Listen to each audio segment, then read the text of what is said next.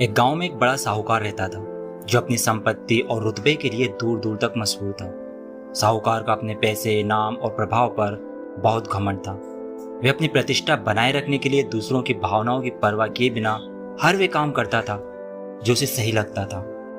कई सालों के बाद उसे एक संतान का सुख प्राप्त हुआ जिससे वह बहुत ज़्यादा खुश हुआ। इस खुशी को मनाने के लिए उसने अपने घर पर एक भव्य आयोजन किया जिसमें उसने आसपास के गांवों के सभी प्रतिष्ठित और धनवान लोगों को बुलाया, लेकिन अपनी बहन को बुलाना जरूरी नहीं समझा क्योंकि उसकी आर्थिक स्थिति अच्छी नहीं थी। साहूकार की बहन पास के गांव में रहती थी और जब उसे अपने भाई के यहाँ आयोजित कार्यक्रम के बारे में पता चला तो उसे बहुत खुशी हुई।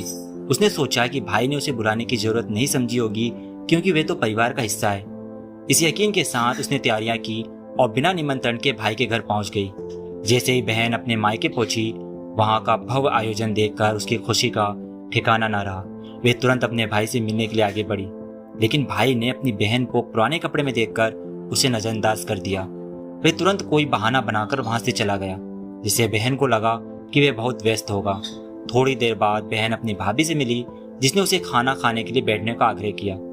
पंगत में बैठी बहन को देखकर साहूकार को बिल्कुल अच्छा नहीं लगा कि उसके धनवान मेहमानों के बीच उसकी बहन, जो साधारण कपड़े पहनी थी, बैठी हो। गुस्से में आकर साहूकार ने अपनी बहन को अपमानित किया और वहां से चले जाने के लिए कह दिया। बहन को इस अपमान की उम्मीद नहीं थी और वह दुखी मन से अपने घर लौट आई। रास्ते में उसकी मुलाकात उसकी पुरानी दोस्त से हुई जिसने उसके आंसुओं की वजह पूछी। बहन ने सारी घटना बताई तो उसकी समझदार दोस्त ने उसे एक सलाह दी, तुम इस अपमान को अपना हौसला बना लो, कोई घरेलू उद्योग शुरू करो और इतनी मेहनत करो कि तुम्हारा नाम भी बड़े लोगों में गिना जाए।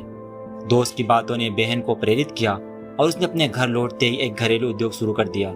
उसने दिन रात मेहनत की और जल्दी ही उसका उद्योग पूरे इलाके में प्रसिद्ध हो गया। कुछ ही सालों में बहन आर्थिक रूप से इतनी मजबूत हो गई कि अब वे अपने भाई से अधिक संपन्न हो गई थी। जब यह खबर साहूकार को मिली तो उसे अपनी बहन से मिलने का ख्याल आया। वह जब बहन के घर पहुंचा तो उसकी बहन ने उसका शानदार स्वागत किया। अब भाई को अपनी पिछली गलती का एहसास हुआ और उसने बहन को अपने घर होने वाले एक बड़े आयोजन के लिए आमंत्रित किया। इस बार जब बहन अपने भाई के घर पहुंची तो उसकी शानदार गाड़ी, महंगी साड़ी और गहने देखकर सभी दंग रह गए। भाई ने खुद आगे बढ़कर बहन का स्वागत किया और उसे विशेष सम्मान दिया।